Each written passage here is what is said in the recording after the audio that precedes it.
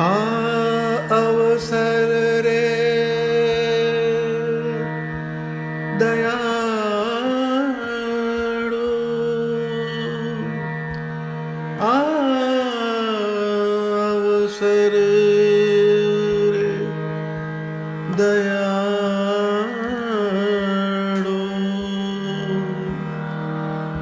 બહુ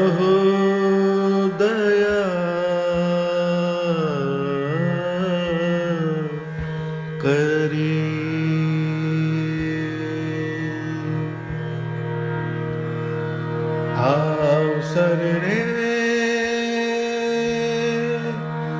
દયાળુ,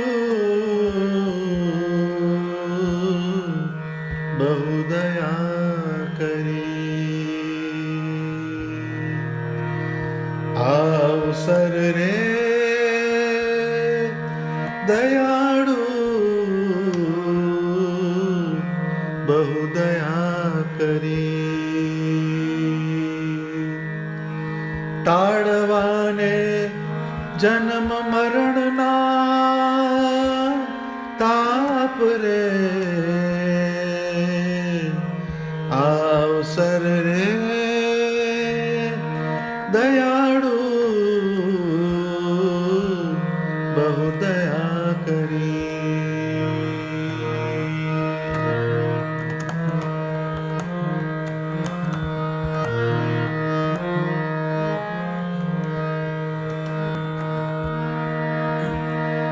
અનેકને આવ્યા રે અંત સમય તેડવા રે, અનેકને આવ્યા રે અંત સમય તેડવા રે, સાથે સંતજનોનો લઈ સાથ રે, એવા તમારા રે ગુણ અનંત અપાર છે રે, સાંભળતામાં સર્વ થાય સનાથ રે. આ અવસર રે દયાળુ, બહુ દયા કરી, બહુ દયા કરી, હે જીરે બહુ દયા કરી. સહજાનંદ સ્વામી મહારાજની જય. સૌ હરિભક્તોને મારા જય સ્વામિનારાયણ. ભગવાનને દયાના સાગર કહેવામાં આવે છે. ભગવાનની દયાના અનેક પ્રકાર હોય છે. મુક્તાનંદ સ્વામી આ પદમાં ભગવાનની એક વિશિષ્ટ પ્રકારની દયાનો ઉલ્લેખ કરે છે. સ્વામી કહે છે, આ અવસર રે દયાળુ, બહુ દયા કરી. પહેલામાં પહેલો આ અવસર. આ અવસર એટલે કયો અવસર? તો સ્વામિનારાયણ ભગવાન સંવત 1837 ચૈત્ર સુધી નવમીના દિવસે છપ્પૈયામાં ધર્મદેવ ભક્તિદેવી થકી પ્રગટ થયા. એ અવસર, એ આ પૃથ્વી ઉપર એક અદ્વિતીય અલૌકિક એવો અવસર થયો. તો આ અવસર ભગવાન સ્વામિનારાયણે આ પૃથ્વી ઉપર પ્રગટ થઈને બહુ મોટી દયા કરી. સ્વામિનારાયણ ભગવાન મનુષ્ય રૂપે પ્રગટ થયા અને એમણે એવી રીત પ્રગટ કરી કે સામાન્યમાં સામાન્ય માણસ હોય એની પાસે પણ શ્રીજી મહારાજ સરળતાથી પહોંચી જતા અને મોટા મોટા રાજા મહારાજાઓ હોય એના રાજમહેલોમાં પણ શ્રીજી મહારાજ પધરામણી કરતા અને એવા જીવોનું સ્વામિનારાયણ ભગવાન કલ્યાણ કરતા. તો સ્વામિનારાયણ ભગવાન આ વખતે અભયદાન દેવા માટે આવ્યા. અભયદાન એટલે અનંત જીવને કાળ, કર્મ, માયા અને યમદૂતના ભયથી મુક્ત કરવા માટે અને એને જન્મ મરણની સંસ્કૃતિમાંથી છોડાવવા માટે પ્રગટ થયા. તો એ ભગવાનની જે દયા જે છે એને નિષ્કુળાનંદ સ્વામીએ પુરુષોત્તમ પ્રકાશમાં બતાવી છે કે ભગવાનની કેવી દયા છે. તો એમણે લખ્યું, નથી જોવી જીવની કરણી, રીત આવારની દોષ હરણી, જેમ ભરવું હોય મોટું વાણ, વોરે શાલા ધન્ય લોહ પાષાણ, જેવો માલ મળે તેવો વોરે, તોય ઠાલું છે કહી બકોરે, એમ આજ મોટો અવતાર, બહુ જીવ કરવા ભવ પાર. સ્વામિનારાયણ ભગવાને વિચાર કર્યો કે જીવના કર્મ સામું જો હું જોઈશ તો કોઈ પણ જીવનું કલ્યાણ થાય એવી આ જીવની ક્રિયા નથી. એટલે ભગવાને સંકલ્પ કર્યો કે નથી જોવી જીવની કરણી, રીત આવારની દોષ હરણી. જેમ મોટો શ્રેષ્ઠ સર્જન હોય, ડૉક્ટર હોય, એ કોઈ પણ દર્દી હોય, એ ગમે એવું મોટું દર્દ લઈને આવ્યો હોય તો એની દવા કરીને એ એના દર્દને મટાડે છે. રીત આવારની દોષ હરણી. તો ભગવાન સ્વામિનારાયણે આ વખતે પ્રગટ થઈને જીવના કર્મ સામું જોયું નહીં, પરંતુ એનામાં જે દોષ હતા એ દોષને દૂર કરે એવું એમણે જ્ઞાન કર્યું, એવી એમણે સમજણ આપી.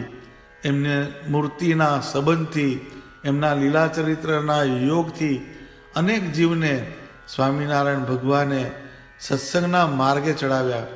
રીત આવારની દોષ હરણી. પછી ભગવાનનું જે કર્તવ્ય હતું એનો એક દાખલો આપે છે સ્વામી કે જેમ ભરવું હોય મોટું વાણ, વોરે શાલ ધાન્ય લોહ પાષાણ.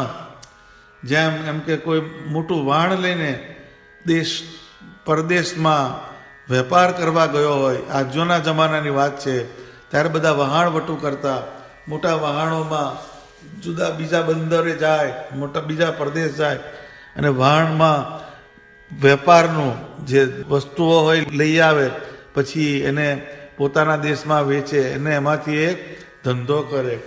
તો પહેલામાં પહેલી એમ કે વહાણની અંદર શ્રેષ્ઠ વસ્તુઓ મૂકે, પછી ધાન્ય એટલે એમ કે અનાજ મૂકે, પછી લોહ એટલે એમ કે લોખંડ મૂકે, પછી છેવટે જો વાણ ખાલી રહેતું હોય તો પાષાણ એટલે પથ્થરા પણ મૂકી લાવે. સારા પથ્થર હોય જેમાંથી કારીગીરી થવાની હોય, કંઈક કલાકૃતિ થઈ શકે એવા પથ્થરને પણ ભરી લાવે, પરંતુ એ વાણને ખાલી ના જવા દે. એમ સ્વામિનારાયણ ભગવાને વરે સાલ ધન્ય રોહ પાષાણ રે, જેવો માલ મળે તેવો વરે રે, તો એ ઠાલું છે કહી બકોરે રે. જેવો જેવો માલ મળતો જાય એમ એમ એ વાણની અંદર ભરતા જાય, અને પછી એમ કે હજુ ખાલી છે ખાલી છે, પછી એમ કે બકોરે એટલે તોય બીજું વધારે ને વધારે વસ્તુ ખરીદતા જાય, પણ વાણને ખાલી ના જવા દે. એમ આજ મોટો અવતાર રે, બહુ જીવ કરવા ભવ પાર રે. એમ સ્વામિનારાયણ ભગવાને આ વખતે મોટો અવતાર કહેતા એમણે વિશાળ દ્રષ્ટિ રાખી તો શાલ, ધાન્ય, લોહ, પાષાણ આ 4 વસ્તુ થઈ. તો મુક્ત, મુમુક્ષુ, પામર અને પતિત આ 4 પ્રકારના જે જીવો એને સ્વામિનારાયણ ભગવાનનો યોગ થયો અને એ એમની મૂર્તિના યોગથી, એમના મંત્રના યોગથી, એમના જ્ઞાનના યોગથી અક્ષરધામને પામ્યા. તો આ સ્વામિનારાયણ ભગવાનની દયાળુતા હતી, એમની દયા હતી. એમણે તો એટલે સુધી વાત કરી કે ભગવાન સ્વામિનારાયણે દયાનો જે વિસ્તાર કર્યો એની અંદર નિષ્કુળાનંદ સ્વામી લખે છે, અખિલ બ્રહ્માંડના અધમ ઉધારવા પુરુષોત્તમે પણ લીધું. અખિલ બ્રહ્માંડના અધમ ઉધારવા પુરુષોત્તમે પણ લીધું. પતિત કોએ નરકે નવ પડે, આજ અલબેલડે એમ કીધું. હે દીન દયાળુ ગુરુદેવ દામોદર, હે દીન દયાળુ ગુરુદેવ દામોદર. સ્વામી કહે છે અખિલ બ્રહ્માંડના અધમ ઉધારવા પુરુષોત્તમે પણ લીધું.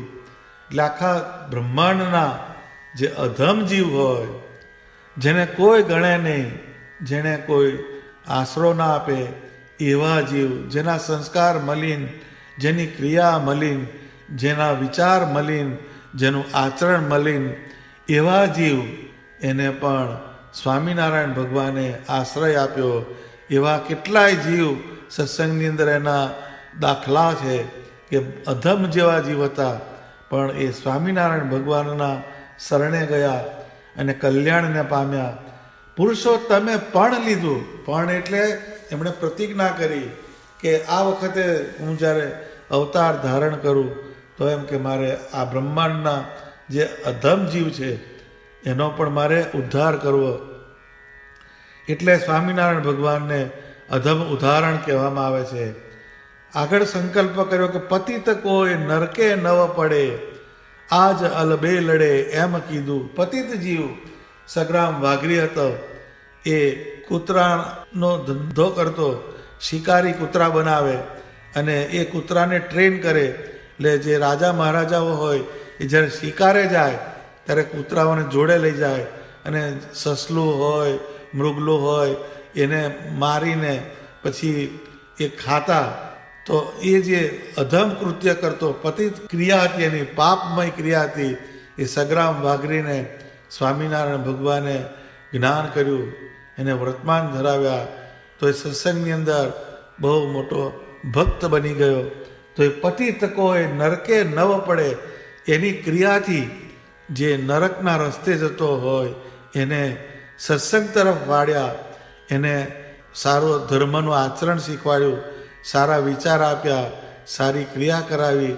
એટલે એ જીવ નરકમાં જતો અટકીને ભગવાનના ધામ તરફ ગતિ કરે એવી ભગવાને ક્રિયા કરી. આજ અલબેલડે એમ કીધું, હે દીન દયાળુ ગુરુદેવ દામોદર. સ્વામી કહે છે કે હે ભગવાન તમે દીન દયાળુ છો, હે મારા ગુરુદેવ સ્વામિનારાયણ ભગવાન તમે દામોદર તુલ્ય છો. દામોદર એટલે દામ અને ઉદર, એના પ્રપંચમાંથી જીવને છોડાવનાર. દામ એટલે પૈસા, ઉદર એટલે પેટ, એટલે ભૂખ અને આ પૈસા એના પ્રપંચમાંથી જે છોડાવે એને દામોદર કહેવાય છે.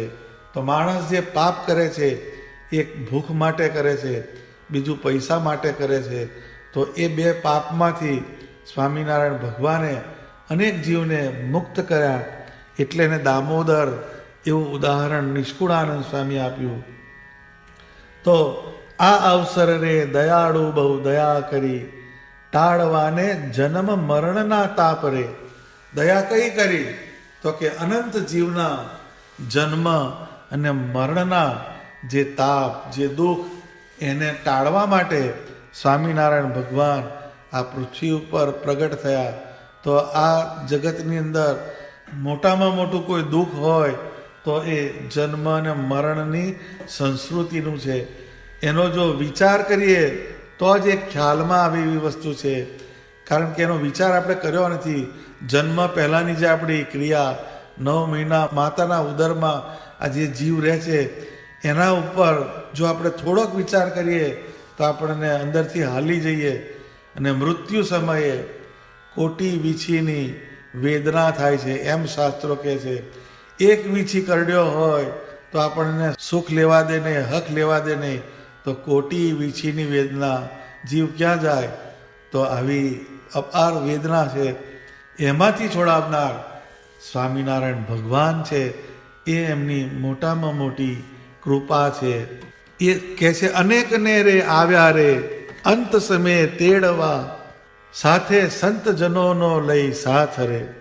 સ્વામી કહે છે કે અનેક જીવને અંત સમયે તેડવા આવે છે સ્વામિનારાયણ ભગવાન, અને સાથે સંતજનોનો લઈ સાથ રે, અને સાથે સંતોને લઈને આવે છે. તો આ જે લખાયેલી પંક્તિઓ છે એના પ્રમાણ આ સત્સંગની અંદર મળે છે. તો એને પણ નિષ્કુળાનંદ સ્વામીએ ભક્ત ચિંતામણીના પ્રકરણ 145માં એક પરચો લખ્યો છે. દ્વિજ બાપુ સરવરિયા હતા, એટલે સરવરિયા બ્રાહ્મણ, એને એમનું નામ બાપુ. એનું એક પરચો નિષ્કુળાનંદ સ્વામી લખે છે, જે કહે છે ને કે અનેકને આવ્યા રે અંત સમયે તેડવા, સાથે લઈ સંત જનોનો સાથ રે. એનું પ્રમાણ સ્વામી આ પરચામાં આપે છે. એક દ્વિજ બાપુ સરવરિયો, તેણે સમજીને સત્સંગ કર્યો, જોઈ સાચી રીત સંત તણી, આવી પ્રતીત પોતાને ઘણી, વળી સાંભળી સંતની વાત, તેણે ભાગી છે મનની ભ્રાંત.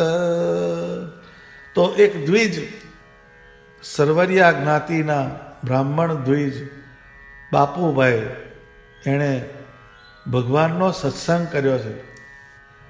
સમજીને કર્યો, પાછું એમ કે છે એણે સમજણથી સ્વામિનારાયણ ભગવાનનો સત્સંગ કર્યો છે.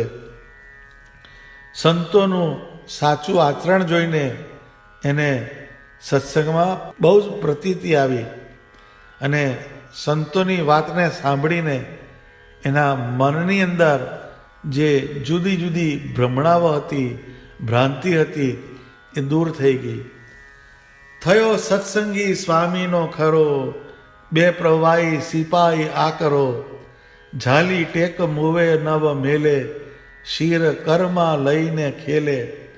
એણે સંતોના સમાગમથી સ્વામિનારાયણ ભગવાનનો સાચો સત્સંગ થયો, અને એની એક કેરેક્ટરિસ્ટિક સ્વામી લખે છે કે બે પરવા હતો એ. કોઈ શું કહેશે, કોઈ શું બોલશે, કોઈ મારે માટે શું કહેશે, એની એને પરવા નથી. અને પોતે સિપાહી હતો રાજાના લશ્કરમાં, ગાયકવાડના સિપાહી આકરો એ સ્વભાવનો, બહુ તેજ હતો. ઝાલી ટેક મુવે નવ મેલે, એણે એક વખત જે નક્કી કર્યું હોય એ પછી મરી જાય તો પણ મૂકે નહીં. શિર કરમાં લઈને ખેલે, અને કાયમ મૃત્યુને સાથે લઈને જ એ ફરતો, એને મોતની પણ પરવા નથી. નિષ્કપટ મતી હતી ઘણી, કહું વાત હવે તે હતણી. એ પોતે નિષ્કપટ હતો, આકરો હતો, પરંતુ અંદરથી કપટ રહિત હતો. મતી હતી ઘણી, એ ઘણો બુદ્ધિશાળી હતો. થોડાકમાં જ એમણે આ 5-6 લાઈનમાં સ્વામીએ એની આખી કુંડળી લખી દીધી છે કે એ કેવો હતો, કે નિષ્કપટ હતો, અતિશય બુદ્ધિશાળી હતો. એની વાત નિષ્કુળાનંદ સ્વામી લખે છે. તો એના જીવનની અંદર સ્વામિનારાયણ ભગવાનનું આટલું દ્રઢ સત્સંગનું પાલન હતું, આટલી નિષ્ઠા હતી, સુરવીરપણાનું અંગ હતું. તો એનો સૂત તે રામ સેવક થયો માદો શરીરમાં છેક, આવ્યો સમો એને અંતકાળ, ગરુડે ચડી પધાર્યા દયાળ. એટલે એનો એક પુત્ર હતો રામ સેવક એનું નામ. એને શરીરમાં મંદવાર થયો, એનો રોગ અસાધ્ય હશે. એટલે એનો જ્યારે અંત સમય આવ્યો ત્યારે ભગવાન સ્વામિનારાયણ એ બાપુની ભક્તિને, નિષ્ઠાને, એમની ઉપાસનાના બળને જોઈને એને છોકરાને અંત સમયે લેવા માટે આવ્યા. કેવી રીતે આવ્યા? તો આ જે પરચો છે એ વિશિષ્ટ પ્રકારનો પરચો છે. એમાં ભગવાન જે આવ્યા છે લેવા આવવાની રીત એ જુદા પ્રકારની છે. ગરુડે ચડી પધાર્યા દયાળ, ગરુડ ઉપર આવ્યા હોય અને ભગવાને અંત સમયે દર્શન આપ્યું હોય એવો આ એક જ પરચો છે ભક્ત ચિંતામણીમાં. તો સ્વામિનારાયણ ભગવાન ગરુડે ચડીને અંત સમય લેવા આવ્યા. પાછું સ્વામી લખે છે ને કે સાથે સંતજનોનો લઈ સાથ રે. તો સંતો પણ સાથે છે. સંગે સંત તણુ બહુ વૃદ્ધ, મુક્તાનંદ સ્વામી નિત્યાનંદ, ગોપાળાનંદ સ્વામી છે સાથ, જળ ઝારી ભરી ધરી હાથ, નિત્યાનંદજી કરે ચામર, એમ પધાર્યા શ્યામ સુંદર. આ પરચાની અંદર આ જે પંક્તિઓ છે એનું પ્રમાણ છે કે આ કોઈની સાંભળેલી કે મનની કલ્પિત વાત નથી, પણ જે પ્રત્યક્ષ સ્વામીએ અનુભવ્યું કે શ્રીજી મહારાજે એમને જે વસ્તુની વાત કરી હોય, એનું એમને પ્રતીતિ કરાવી હોય, એ પ્રમાણે આ સ્વામીએ લખેલું છે. તો ગરુડે ચડીને આવ્યા ત્યારે સાથે સંતો હતા. એમાં કોણ કોણ હતા? તો કે મુક્તાનંદ સ્વામી હતા, નિત્યાનંદ સ્વામી હતા, ગોપાળાનંદ સ્વામી હતા, અને જળ ઝારી ભરી ધરી હાથ, અને સ્વામીએ હાથમાં જળની ઝારી ધારણ કરેલી છે અને ભગવાનને આપે છે. નિત્યાનંદજી કરે ચામર, નિત્યાનંદ સ્વામી ચામર કરે છે. એમ પધાર્યા શ્યામ સુંદર. જે પરચાની અંદર એકદમ ડિટેલમાં આ વાત લખેલી છે એ બતાવે છે. આ લાઈવ ટેલિકાસ્ટ જેવી આ વસ્તુ છે. આ પરચા જે છે નિષ્કુળાનંદ સ્વામીના એ બધા જ જેમ એમ કે લાઈવ ટેલિકાસ્ટ થતું હોય એવું આપણને અંદરથી ફીલ થાય એવા પરચા છે. તો એ વર્ણન કર્યું સ્વામીએ. દીઠા સત્સંગી કુસંગી જને, આવ્યા બાપુ ભાઈને ભવને, સહુ આવીને નામે છે શીશ, કહે ભલે આવ્યા જગદીશ. ત્યારે નાથ કહે આવ્યા આજ, તારા સૂતને તેડવા કાજ. ત્યારે બાપુ કહે જોડી હાથ, સુખે તેડી જાઓ મારા નાથ. મહારાજ બાપુના ઘેર આવ્યા અને બાપુને કહે છે કે તારા પુત્રને અમે તેડવા માટે આવ્યા છે. તો બાપુ જે છે એની ભક્તિ જુઓ, એની નિષ્ઠા જુઓ, એની સમજણ જુઓ. બીજો કોઈ જ હોય તો ભગવાનને આજીજી કરે, મહારાજ અમારે આ એકનો એક છોકરો છે, જુવાન જો છોકરો છે, તમે કંઈક દયા કરો. પરંતુ બાપુ કહે છે જોડી હાથ, સુખે તેડી જાઓ મારા નાથ. એના ભાગ્ય તણો નહીં પાર, આવ્યા આ સમય પ્રાણ આધાર. એટલે મહારાજ તમે એને તેડવા આવ્યા તો તમે એને જન્મ મરણના ચક્કરમાંથી છોડાવો છો, તો સુખેથી તમે એને લઈ જાઓ. એનું એવું કેવું ભાગ્ય કે તમે એને તમારા ધામમાં લઈ જાઓ. તમારા ધામમાં એ જાય એનાથી એનું બહુ મોટું ભાગ્ય કોઈ નથી. એવા સુણી બાપુના વચન, કહે સાધુ સર્વે ધન્ય ધન્ય. બાપુની આ જે નિષ્ઠા, સમજણ એને સાંભળીને જે સાથે સંતો હતા એમણે કહ્યું કે બાપુભાઈ તમને ધન્યવાદ છે. પછી સંત જોડી કહે હાથ, આજ મેલી જાઓ એને નાથ. ત્યારે મહારાજ કહે ઘણું સારું, જાઓ માન્યું એ વચન તમારું.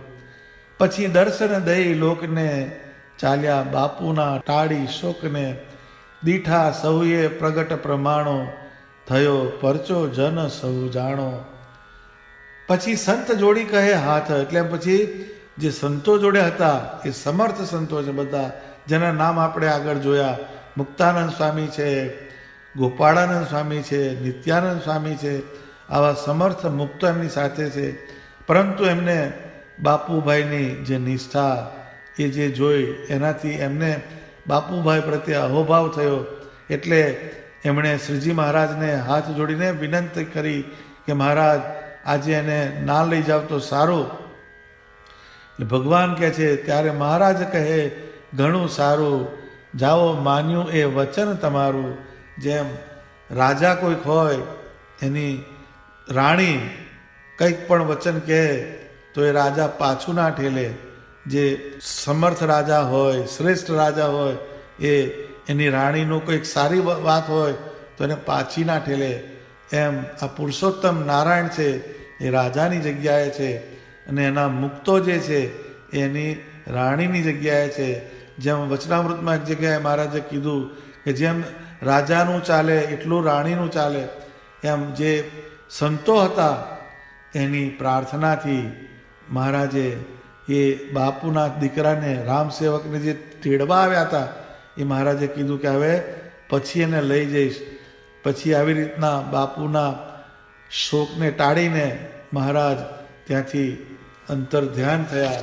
તો આ પરચો નિષ્કુળાનંદ સ્વામીએ ભક્ત ચિંતામણીમાં લખ્યો છે. પણ એનું અનુસંધાન અનેકને આવ્યા રે અંત સમયે તેડવા, સાથે સંતજનોનો લઈ સાથ રે. ભગવાન જ્યારે ભક્તને લેવા પધારે છે તો એને એક રિસ્પેક્ટથી લઈ જાય છે.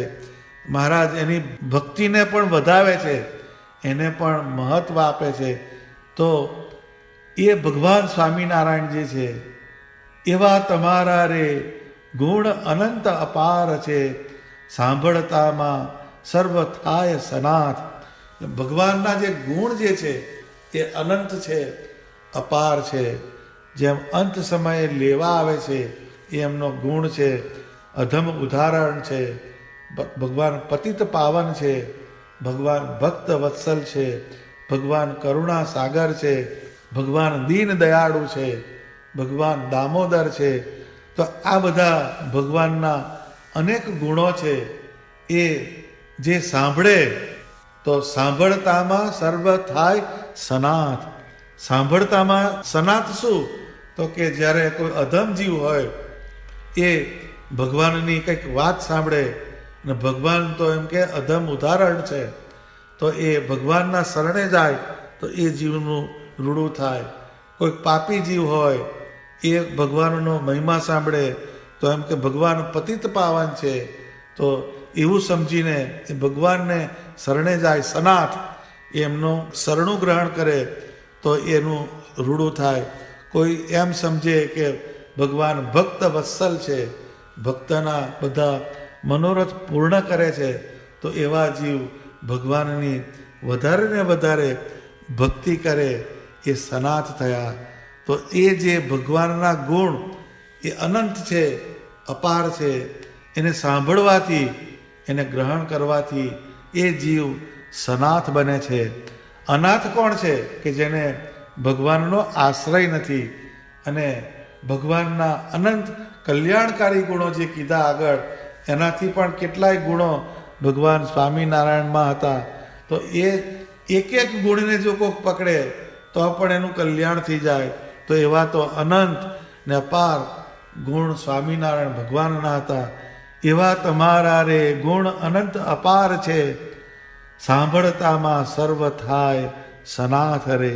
તો જેને ભગવાનનો આશ્રય કર્યો હોય, એને ટકાવી રાખવો હોય, અને ભગવાનનું માથે સનાથપણું રાખવું હોય. આપણા નાથ, આપણા ધણી સ્વામિનારાયણ ભગવાન છે, તો એમણે આ ભગવાનના આવા જે જુદા જુદા ગુણ એની રોજ જે એક પ્રાર્થના કરવી હે ભક્તવત્સલ સ્વામિનારાયણ ભગવાન, હું તમારા ચરણમાં વંદન કરું છું.